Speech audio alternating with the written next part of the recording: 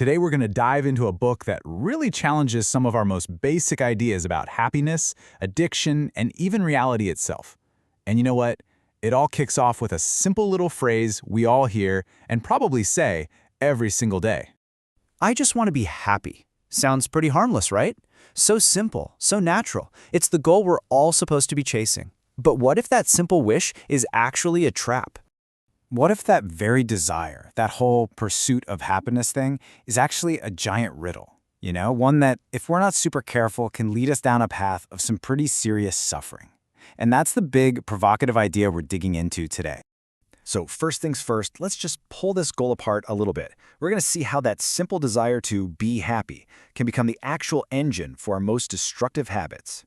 Now check this out, because this is where it gets really interesting.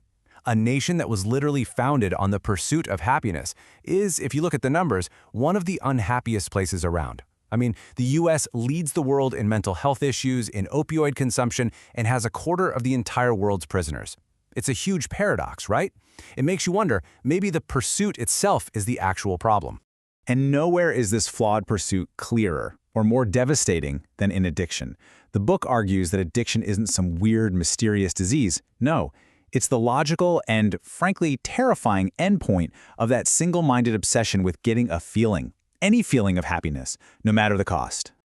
To really get our heads around this, we need to completely reframe addiction. Don't think of it as just a chemical problem. Think of it as a captivating story that someone gets trapped inside. And there's this one case study from the book that just illustrates it perfectly. Okay, so let's meet Ahmed. He's a guy in a clinical trial, and he is desperate to quit using heroin. He's tried treatment before, but, well, nothing stuck. So this trial offers what sounds like a magic bullet. Ahmed gets an injection of a drug that completely blocks the effects of opioids. For a whole month, it is physically impossible for him to get high. So that's it, right? Problem solved. If the drug has zero effect, there's absolutely no reason to use it. The physical craving has been totally neutralized by science. So what do you think happened? This is the absolute key. Ahmed kept injecting heroin even though he knew he couldn't feel a thing. And when they asked him why, this is what he said. He wasn't chasing a physical high anymore. He was chasing the story of getting high, the ritual, the pretense. His addiction had become a fiction he just couldn't let go of.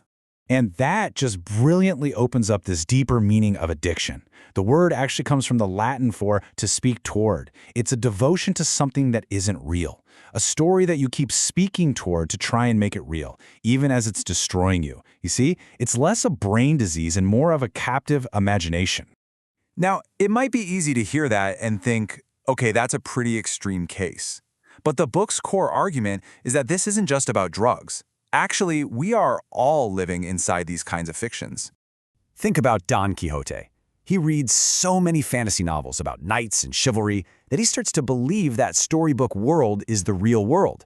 So he puts on some old armor, hops on his horse, and literally starts fighting windmills because in his head, his fiction has completely replaced reality. So here's the kicker. We all do this.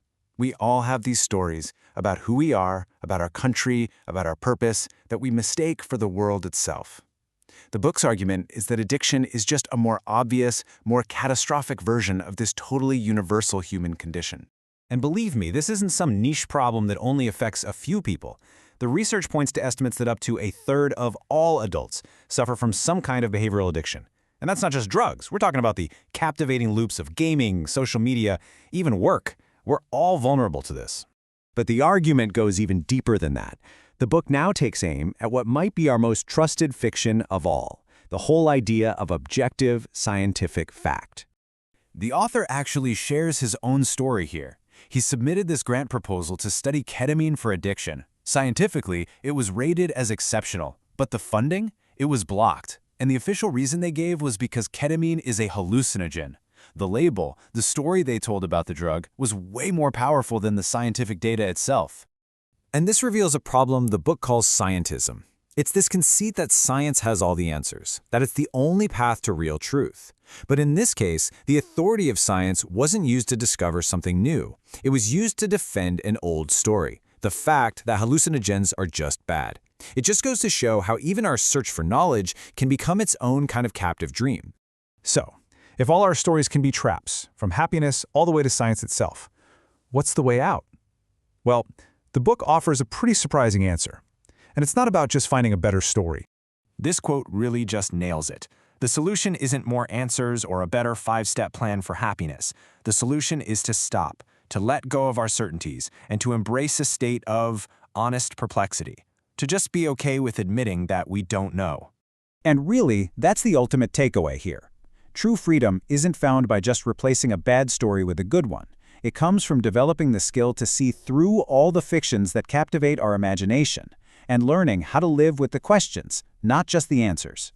And that leaves us with one last really crucial question. One that turns this whole analysis right back on us. After seeing how these fictions can trap us, from our search for happiness to the very halls of science, we just have to ask, what captivating story are you telling yourself?